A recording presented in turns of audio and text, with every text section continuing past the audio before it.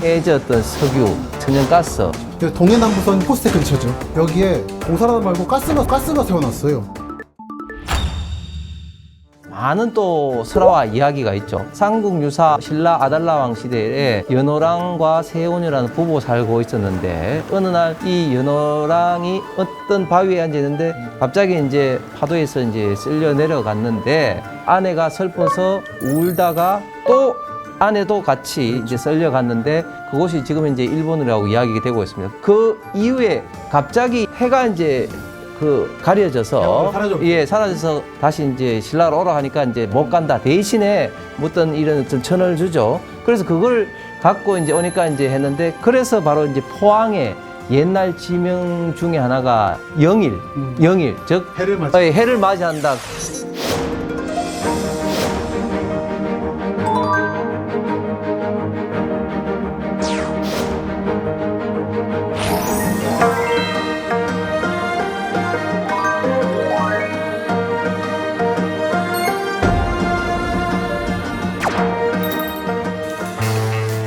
안녕하십니까.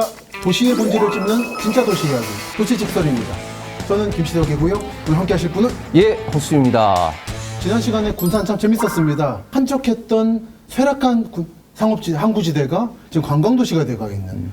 한편으로 군산은 공업도시로서 미래도 창창하다는 아주 희망적인 말씀을 드렸는데요. 포항이 2차 전지로 좀 주목받고 있다면서요? 그렇습니다. 포항이 원래 이제 뭐 철의 도시, 포스코가 있는 도시지만 최근에는 2차 전지 관련된 기업들이 굉장히 많이 지금 현재 들어와서 산업 지도가 굉장히 좀 다양해지고 있죠. 그 2차 전지 에코프로가 아마 사장 대표께서 포항군이라는 얘기도 들었던 것 같고. 그렇게 알고 있습니다. 근데 그 단순히 그런 사적인 인연 때문에 온 건 아닐 거 아닙니까? 아니죠. 예, 2차 전지의 대표적인 어떤 광물 자원이라고 하면은 니켈, 코발트, 텅스텐 등등의 어떤 자원이 사실은 거의 대부분 우리가 수입을 해오기 때문에 1차적으로 그런 어떤 항구가 있어야 되고, 두 번째는 자연스럽게 이제 그 금속 관련된 그 인력이 좀 필요하기 때문에 그런 면에서 이미 어떤 철을 중심으로 해서 금속 인력이 풍부한 포항이 어떻게 보면 아주 적합한 어떤 도시가 되는 거죠. 이렇게 옛날에 포항제철, 포스코, 그리고 지금 2차 전지 이렇게 말씀 나누면 좀 밝은 미래가 보이는데 포항의 인구가 줄고 있다면서요? 포항이 지금 현재 경상북도에서는 가장 많은 이제 인구가 있는데 그래도 항상 50만이 넘었는데 최근에 50만이 깨져서 한 49만으로 조금 미세하긴 합니다만은 조금 줄고 있는데, 근데 이게 포항은 그래도 인구가 거의 줄지 않은 지방 도시인데 오히려 뭐 부산 같은 경우 한때 거의 450만 원에서 지금 현재 거의 한 300만 정도로, 그리고 대구도 254만에서 지금 현재 한 237만 8만으로 굉장히 많이 큰 폭으로 지금 줄어들고 있는 것에 비하면 그래도 선방하고 있죠. 예. 이렇게 포항의 우선 좋은 점과 약간의 걱정거리를 말씀드리면서 포항편을 시작하겠습니다. 우선 철의 고장이라고. 근데 포항분들한테 이런 말씀드리면 좀 아쉬워하시는 게 포항제철 이전에도 포항은 있었다. 이 포항이 사실은 보면 그 철의 도시 이전부터도 경상북도에서 가장 큰 의왕을 갖고 있는 수산업의 도시였습니다. 그래서 우리가 잘 알고 있는 뭐 과메기, 뭐 이런 것이 이제 유명했고, 또 물회, 뭐 이런 것들이 결국 이제 물회 같은 경우도 이제 어부분들이 밤샘 작업을 하고 난 다음에 좀 간편하게 갖고 있는 어류를 가지고 먹기 위해서 썰고 뭐 해서 먹는 게 이제 물의 이제 시작이라고 하지 않습니까? 그 정도로 이제 수산업이 굉장히 많이 발전했고 역사도 굉장히 깊어요. 왜냐하면 포항은 사실은 이제 경주의 외항으로 이제 발전이 됐습니다. 그래서 삼국시대 경주의 외항으로 발전된 포항이 보면 많은 또 설화와 이야기가 있죠. 우리 김 박사님도 잘 아시는 것처럼 연호랑 세원이라는 이야기가 있잖아요. 그만큼 이제 역사가 오래된 어떤 도시라는 것을 이제 알려주고 있죠. 여기 포항에는 또 포항에서 출발한 성씨가 뭐가 있냐면 연일 혹은 영일 정씨가 있습니다. 이 중시조가 포원 정몽주 선생인데, 근데 이게 또 재밌는 게 보면은 포항과 영천이 싸워요. 왜냐하면은 이 영천에서도 보면은 우리 영천에서 정몽주 선생이 났다. 그런데 이제 포항에서 보면 오천을 중심으로 해서 났다. 이렇게 해서 연일 혹은 영일 정시의 중시조 이제 정몽주 선생을 두고 이제 양도시가 지금 이제 싸우고 있다. 이럴 정도로 이 포항이 생각보다 철의 도시 이전부터 굉장히 역사가 깊다. 그 다음에 사찰만 하더라도 보면 대표적으로 내연사에 있는 보경사라든지 오사라든지 이런 것은 이제 신라 시대 때 만들어진 대표적인 사찰로 그만큼 이제 역사가 유서가 있다는 그런 어떤 의미를 나타내고 있죠. 특히 이런 부분에서 한반도 동해안 전체의 중심 기능을 포항이 했는데 그 상징이 죽도시장인 거죠. TV 촬영했을 때 찍었던 건데 문어 이만한 거를 보여주더라고요. 이 문어가 말려가지고 안동에 들어가면 제사상에 올라가게 되는 그런 거죠. 그러다 보니까 일제 때 말기에도 40년대에도 원산부터 부산 부정까지 연결하는 동해서 철도로 공사하다가 45년 8월에 포항역 개통하고 영도 물진 하려다가 중단됐던 역사도 있습니다. 동해선이라는 철도가 지금 이제 서해선과 동해선이 각각 개통합니다. 아마 미래 한국의 간선철도가 될 건데 이 중에 동해선은 식민지 시기인 1930년대부터 계획됐던 거고 부산의 동쪽인 부전, 옛날에 동쪽 중심지였죠. 지금은 해운대지만 거기서 올라가서 이제 강릉 지나고 원산 지나고 나가서 블라디보스톡으로 가게 되는 그 라인이었습니다. 그래서 차츰 양쪽에서 공사를 하고 있었어요. 원산에서 대충 양양까지, 부전부터 포항까지. 그래서 45년 8월에 중단이 됩니다. 근데 이걸 보여드리는 게 이게 포항의 운명을 좀 갈라가지고 그렇습니다. 포항에 청하라고 있죠. 있죠. 이 청하가 45년 8월 일본이 공사하다가만 역의 흔적이에요. 열차가 안 다녔지만 제 등 뒤로는 원산 가는 라인이고 이 방향 가면 포항 가는 라인인데 여기 왼쪽에 돌이 튀어나온 게 플랫폼입니다. 그러니까 철도만 놓으면 되는 거예요. 철로만. 이걸 안 놓고 일본이 전쟁에 지면서 80년간 철도 없었고 이렇게 놨던 철도 놓을 길들은 지금 대체로 7번 국도로 전용이 되어 있는 이게 청하입니다. 이거는 이제 청하에서 남쪽의 중심지인 흥해라는 곳으로 가는 데 있는 교대입니다. 철교가 있고 교각이 있는데 위에 안 놓은 상태로 일본이 망해버렸어요. 그래서 이렇게 지금 고대 유적처럼 남아있고 최근에 포항이라 그러면 중심이 4개입니다. 북쪽에 청하가 있고 그 다음에 흥해가 있고 그 다음에 영일 또는 연일이 있고 장기, 구룡포가 있는데 그 중에 위에서 두 번째인 흥해가 요쪽이에요. 이게 흥해역을 만들려고 플랫폼을 만든 건데 집주인한테 허락받고 사진 찍었습니다. 여기를 만들어졌으면 아마 45년 8월 시점에 지금의 포항역 자리, 육거리 쪽이 아니라 이 흥해가 45년 이후에 중심지가 됐을 거예요, 포항이. 근데 일본이 망하고 이 철도가 안 놓이면서 그 뒤로 흥해는 거의 최근까지도 시골로 남아있다가 최근에 거기에 포항역이 옮겨왔죠. 그래서 저도 아시겠습니다만 흥해역이 이쪽에 있고요. 역사권 개발이 어마어마하게 이루어지고 있습니다. 그러니까 어떤 부분에선 포항은 포항제철이 만들어지기 전에 40년대에 한번 대규모로 성장할 기회가 있었다가 놓쳤고 포항제철이 그 뒤에 사이에 들어와서 흥했었고 그 뒤로 지금 잇고 있는 게 2차 전지와 이 흥해 역사권 개발이라고 저는 개인적으로는 보고 있습니다. 그게 이제 올해 다시 개통을 합니다만 이런 것들이 포항의 단순하게 제철도시가 아니라 동해안 전체 중심에서 보여주는 하나의 흔적들인 거죠.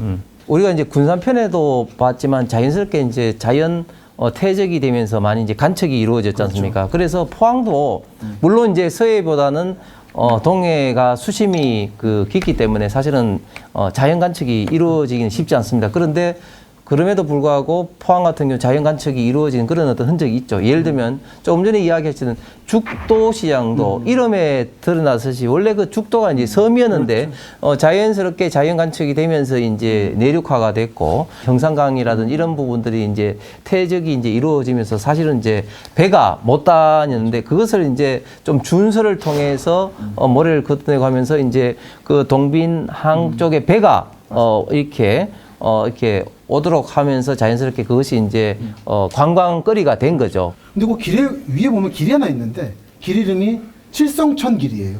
하천이 있던 거를 복귀해가지고 도로를 쓰고 있는 거죠. 이런 식으로 바다의 도시였던 거죠. 간척의 도시고. 뭐 현재도 그렇고 앞으로도 그럴지 뭐 먹고 살리고 우리 대한민국을 먹고 살리고 있는 게 결국 이제 포스코니까 우리 포스코에 대해서 조금 이야기를 좀 해봤으면 좋겠습니다. 이게 포스코가 사실은 이제 설립될 때마다라도 우리 대한민국 과연 할 수가 있느냐. 굉장히 좀 자본이라든지 기술이라든지 이것 때문에 많이 그 부정적인 시각이 많았었죠. 그래서 박정희 대통령이 당시에 이제 특명을 내린 게 당시 그 박태준 회장이었는데. 대한중석공사 회장. 그렇죠. 박태준 회장이 대한중석에 있었습니다. 대한중석이 이제 대구에 있었죠. 그래서 이제 이 텅스텐을 가는 중석이기 때문에 그래도 네가 금속을 좀 아니까 해라. 이렇게 해서 이제 갔는데 결국은 이제 그 포스코를 만들 때 박태준 회장이 기술을 신일본 제철에서 이제 배워서 첫 번째 고로를 만들어서 이제 샘물이 이제 나올 때 다들 막 포스코의 임직원들이 부둥켜 안고 울었다고 하지 않습니까? 그만큼 이 철이라는 것은 한 나라의 어떤 산업의 가장 기초 어떤 소재로서 뭐 안 들어가는 어떤 제품이 없으니까 그 경쟁력이 있는 철을 생산할 수 있다는 것은 대단한 거고, 최근에 보면 아주 상징적으로 미국의 대표적인 회사가 US 스틸이잖아요. US 스틸이 이제 피츠버그에 있는데 그 US 스틸이 지금 현재 거의 망해가지고 지금 현재 그 신일본 제철에서 그걸 살려고 하니까 미국 내에서 이게 자존심인데 외국에서 매각하면 안 된다고 강력하게 지금 반대할 미국 정도죠. 정보가 나오고 있고 오늘 이거 워싱턴 포스트 보니까 이거 우방국에 파는 거 가지고 왜 이렇게 가냐 말도 나오고 있고. 네. 이제 그럴 만큼이 이제 철이란 건 국가에 어떻게 보면은 경제 안보에 이제 한 건데 앞으로 이제 그 소위 말하는 탄소 중립에 맞춰서 어떻게 수소하는 제철로 할 것이냐 또 어떻게 할 것이기 때문에 도전도 굉장히 많이 있는 그런 상황인 거죠. 포항이 지향하고 있는 게 해양 관광도시 아니겠습니까? 네. 옛날에 제철만 있었지만 물론 2차 전지도 할 거지만 우리는 이제 군산과 비슷하게 이제 해양이라는 문화를 끌어오는 관광 거점으로서 뜨겠다는 건데 사실 얼핏 제가 떠오르는 게 구룡포하고 청하의 월포 정도밖에 안 떠오르거든요, 솔직히. 어떤 이제 숨어 있는 가능성들이 있을까요? 해양 도시로서. 해양 도시로서 일단 포항이 지금 갖고 있는 사실 자원이 조금 전에 말씀하셨던 그런 어떤 구룡포, 월포뿐만 아니라 사실은 가장 유명한 게 영일대죠. 영일대. 그리고 그 이외에도 보면 칠포 뭐 또 뭐 송도 뭐 해수욕장 하면서 사실은 굉장히 많은 그 해수욕장과 그 관광 자원이 사실은 있습니다. 구룡포만 하더라도 우리 한반도에서 지금 이런 꼬리표처럼 이렇게 나온 이 구룡포가 보면 저도 자주 가지만 그 해안 도로가 이게 마치 우리나라가 아닌 것처럼 굉장히 좀 절벽이 있는 가운데 굉장히 아름다운 어떤 도로가 있고, 그리고 아름답고 길막히고. 그렇죠. 그리고 구룡포에는 또 군산과 또 유사한 사례지만 또 거기 또 일본의 어떤 그런 어떤 적상 가옥이 아주 잘 보존이 되어 있습니다. 그래서 거기는 또 희한하게 옛날 일본인들이 먹었다고 알려지는 대표적인 음식 하나가 있어요. 모리국수라고. 모리국수라고 이게 조금 약간은 맵지만 어쨌든 맛있는 국수가 있을 정도로 일본의 어떤 어떻게 보면 좀 그 사람들이 많이 와서 이제 어업 활동을 많이 했는 그런 흔적이 그대로 있죠. 그렇습니다. 많이 이제 했었죠. 그 다음에 또 이제 굉장히 이제 그 포항이 해양 관광에 어떤 자원이 많은 게 바로 울릉도입니다. 울릉도. 지금 최근에 울릉도 페리 노선으로 해서 그동안에는 울릉도 가는데 한 4시간 반 정도 걸리는데 이 배멀미가 배가 작았다면서요? 예, 배멀미가 있으신 분들은 사실은 사실 쉽지가 않았어요. 그래서 못 갔습니다. 예. 작은 배 이런 데 네. 가지고. 근데 최근에는 좀 페리오가 굉장히 좀 크면서 시간은 조금 더 길게 걸립니다. 큰 게 도입됐다고 예, 들었는데. 6시간 걸리는데 전혀 배멀미가 나지 않으니까 이 울릉도 특히 독도와 연계한 이런 어떤 그 훌륭한 해양 관광 자원이 어떻게 보면 좀 모왕 역할을 할 수가 있다. 거점 역할이 가능하니까 그런 것들이 해양 관광 도시의 어떤 포항의 어떤 미래가 밝은 게 아니냐 그런 생각이 듭니다. 저는 구룡포를 여러 번 갔습니다만 2008년에 찍은 구룡포 사진이 있습니다. 아직 핫플레스가 되기 전에 구룡포는 이런 한적한 이주어촌이었어요. 일본식으로 가로를 이렇게 나무 집들이 있고 그 다음에 이렇게 나무를 새로 대고 일본식 집을 만들어내는 도시로 완전히 사실은 촬영장처럼 돼버려서, 그리고 그 구룡포 신사했던 자리, 여기 신사 계단이 있고 앞이 구룡포 항이죠. 여기 사람들 그 계단에 가서 사람들 사진을 많이 찍죠. 쭉 앉았더라고요. 예, 순서 기다려가지고 사진 찍으시더라고요. 여기 드라마에 중요했던 예. 구룡포 구판장이라든지. 근데 이 구룡포 여러분이 안 가시는 데 한번 소개해드리면은 요 신사에서 계단 내려가신 다음에 주차장이 있고 버스 타는 데가 있습니다. 왼쪽으로 가셔도 이게 진짜 동글동글하게 이쪽에 가면 구룡포란 데가 근대 어항으로서 탄생하게 된 사건을 상징하는 비석이 하나 있어요. 이게 식민지 때 만들어진 구룡포항 광축공사 준공비라는 건데 글자 내가 쪼아버려가지고 읽을 수가 없습니다. 아마 쇼와 10년이니까 35년일 거예요. 3월 건리 건지 경상북도 이렇게 되면서 구룡포가 많은 배가 들어와서 접안할 수 있는 근대적 항구로서 거듭나게 됐고 우리가 포항하면 지금은 시청 있고 육거리 있고 포항역 있고 중도시장이 있는 옛날 영일이죠. 거길 중심으로 보지만 한때 해방 후에 사실 그쪽은 사실 경제적으로 몰락했었습니다. 근데 이때 구룡포는 살아남았었죠. 과메기와 어항으로. 그 기반은 20년, 30년대 이때부터 비롯되었다. 그리고 드라마 많이 찍는 그 신사 계단은 30년대 신축된 이 구룡포 항을 바라보는 위치에 자리하고 있는 거다.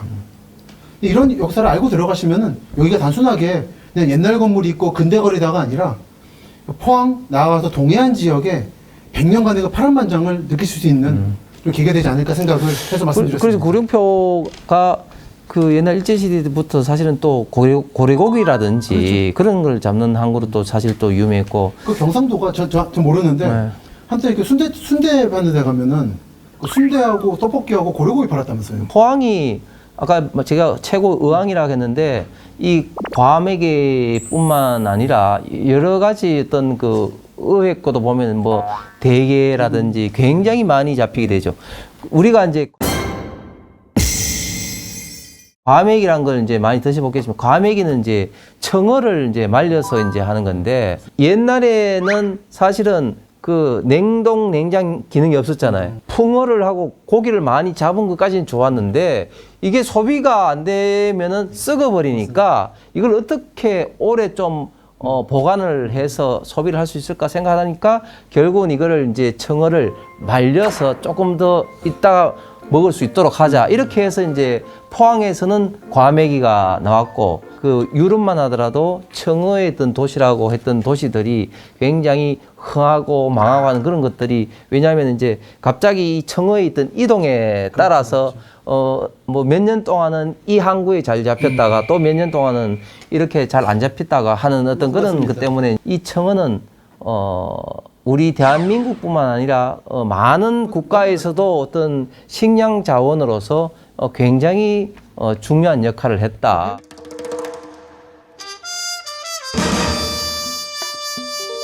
그러니까 이게 대개 논쟁이 대게 논쟁은 대게 이렇게 흘러가는 예, 건데 크게 보면은 이제 영덕, 울진, 포항, 특히 이제 구룡포, 포항보다도 이제 울진, 뭐 영덕이 굉장히 좀 그렇죠. 치열하죠. 그런데 어쨌든 이제 먼저 선점하는 게 굉장히 중요해요. 그렇습니다. 영덕에서 먼저 이제 영덕 대게 뭐 이렇게 선점을 이제 해버리는 게 중요한 거죠. 포항이 가지고 있는 해양 문화 중에 송도해수욕장이 또 좋잖아요. 그렇죠. 근데 거기서 밤에 바라보면 포항제철이 그렇게 예쁘더라고요. 요즘에 이거 포항제철 쪽에서 이거를 관광자원 했더라고요.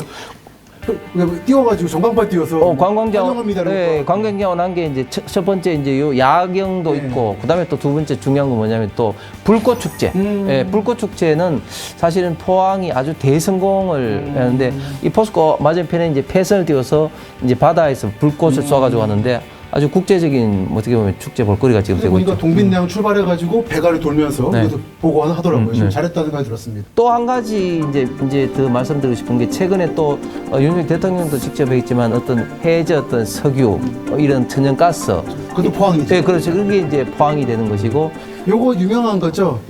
동해남부선 효자역 근처, 여기가 코포스테 근처죠. 여기에 공사를 하다 말고 가스가 세워놨어요. 이게 그러니까 포항대가 이게 석유하고 가스대라서 가스가 나왔는데 처음에 이거를 되게 곤란했었습니다. 시가 이거 빨리 꺼야지 뭐 개발할 텐데. 근데 이제는 가보니까 불이 줄어들어가지고 오래 걱정하시더라고요. 이거 나름 관광자원이었는데 꺼지지 않는 불이라고. 이게 좀 아시겠지만 동해남부선이 선을 이렇게 옮겨가면서 이쪽은 사실은 이게 서울의 경의선 숲길처럼 철로 옆에 핫플레이스가 되고 있는 곳이거든요. 이게 요즘에 그 관광 자원입니다. 근데 점점 불이 꺼져서 요즘에 가스를 인위적으로 집어넣고 있다고. 이거 검색해보시면 꽤 재밌습니다. 꺼지지 않는 불이라고. 이게 한국의 다른 도시는 없는 포항만이 가지고 있는 독특한 점이라는 거죠. 자원적으로 또. 최근에 또 포스코가 만들어서 좀 인기가 있는 것 중에 이제 스페이스 워크라고 이런 것도 뭐 바닷가 쪽에. 예, 바닷가 쪽에 있고 그거 말고도 예를 들면 이제 포항만이 갖고 있는 게 이제 유일한 어떤 등대 박물관이라든지 환호공원에 있는 거죠. 예, 스페이스 예. 의외로 또 포항이 보면은 전국적으로 보면 이런 어떤 산을 배경으로 해서 농산물이 굉장히 많이 있습니다. 예를 들면 전국 생산량의 한 40% 생산한 시금치라든지 부추도 한 전국에 한 30% 40% 정도 생산되고 그런 것들이 전부 다 이 산을 끼고 이제 밭이 많아서 농작물도 예상외로 많이 좀 생산이 되는 지역이죠. 말씀 들어보면 포항은 농사도 잘 돼. 공업도 있어. 바다도 있어. 뭐가 부족할까요? 요 2차 전지 얘기 조금만 더 할까요?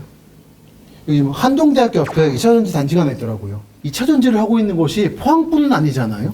홍 선생님 보시기에 포항이 가지고 있는 2차 전지 그 메카로서의 가능성은 어떤 부분이 있나요? 강점이랄까? 좀 전에 말씀드린 게 일단 포스코를 중심으로 한 기존의 금속 관련된 노동자들이 좀 많다. 그 다음에 또 R&D 인프라도 보면은 이제 포항에 이제 방사 광가속기라든지 그런 것들이 사실은 이제 금속을 중심으로 해서 그런 어떤 R&D를 지원할 수 있는 그 인프라도 있다. 그리고 바로 그 인근에 보면은 이제 울산의 현대자동차라든지 그 2차 전지를 수요하는 수요처가 있다. 뭐 이런 것들이 2차 전지 관련된 기업으로서는 굉장히 좋은 로케이션이 아닌가 생각이 듭니다. 그리고 지금 그 4차 산업혁명 시대라고 우리가 살고 있는데 그런데 4차 산업혁명 시대에 가장 지금 중요한 자원이 아이러니하게도 전기입니다. 그렇죠. 왜? 지금 4차 산업혁명 시대 가장 중요한 아이템들인 반도체, 데이터 센터 이런 것들이 전부 다 엄청난 지금 전기를 많이 소모가 됩니다. 말씀하신 것처럼 그래서 지금 동남권에 포항, 울산, 부산이 동부산 쪽이 중요한 거고 또 하나 지금 경기 남부 반도체를 만드는 것도 그쪽에 기본 간선 고압 송전망이 몰려 있기 때문에 안성발전소라든지 사실 두 개밖에 답이 없는 거죠 정말은. 물론 지역 주민들의 그 반발은 당연히 이해합니다만 이걸 한전에만 아프면 안 된다 생각해요. 국가가 나서야 된다 생각합니다 이건. 좋은 지적이신데요. 우리가 지금 사용하고 있는 전기의 생산 코스트의 60~70%가 실제 발전소에서 생산되는 것이고 나머지 30~40%는 소위 말하는 운송비용 딜리버리 코스트입니다. 그렇기 때문에 이 딜리버리 코스트가 이 가격에 이 반영이 돼야 되는데 우리는 전국 어디서나 동일한 어떤 요금을 받고 있는 거죠. 그 한전에서 부과를 해서. 그렇죠. 그런데 미국 같은 경우는 지금 어떻게 되어 있냐면은 지역별로 요금이 차등되고 이 요금을 부과하는 곳이 시티홀입니다. 각 개별 시입니다. 그렇기 때문에 자원 배분의 합리성을 생각할 때도 이런 어떤 딜리버리 코스트를 반영을 해서 가격이 결정이 돼야 된다. 그래서 최근에 7월 1일부터 시행되는 법이 이제 분산 전원법입니다. 그렇기 때문에 앞으로 구체적으로 발전원과 거리에 따라서 어떻게 될지는 조금 더 시행령에서 구체화되겠지만 아무래도 발전원과 가까이 있는 지역이 유리할 수밖에 없다. 특히 경남 경북 동부하고 예. 전남 지역이죠. 예, 서해안 예. 쪽. 그다음에 또 이제 포항이 제가 볼 때 조금 산업적으로나 뭐 활용을 해야 되는 게 뭐냐면은 해저 이 심해수입니다. 예를 들면 데이터 센터 같은 경우는 첫 번째 에너지도 많이 들고 그다음에 쿨링을 해야 되는데 쿨링하는데 심해수가 굉장히 차갑기 때문에 이 쿨링하는데 굉장히 유리하다. 그 다음에 심해수가 상대적으로 수소라든지 이런 게 많이 포함되기 때문에 그걸 분리해서 할 수 있는 자원이 되기 때문에 이 심해수 관련된 어떤 사업에 대해서 지금 미국이라든지 전 세계적으로 관심을 많이 받고 있는데 이런 어떤 부분에 대해서도 이 포항이 아마 중심적인 역할을 할 수가 있다. 이번에 울산보다는 포항 쪽이 예. 또 대학도 많고. 그렇죠. 또 마지막으로 어떻게 보면 좀 기회가 될 수 있는 게 북극 항로이죠. 북극 항로. 유럽을 중심으로 생각을 한다면 결국 이제 스웨즈 운하를 통해서 인도양 태평양을 통해서 오는 건데 이게 만약에 북극 항로가 개설이 된다면 북극을 경유해서 막바로 네덜란드 암스테르담을 가기 때문에 기존에 했던 항로보다는 절반 이상으로 맞습니다. 줄게 됩니다.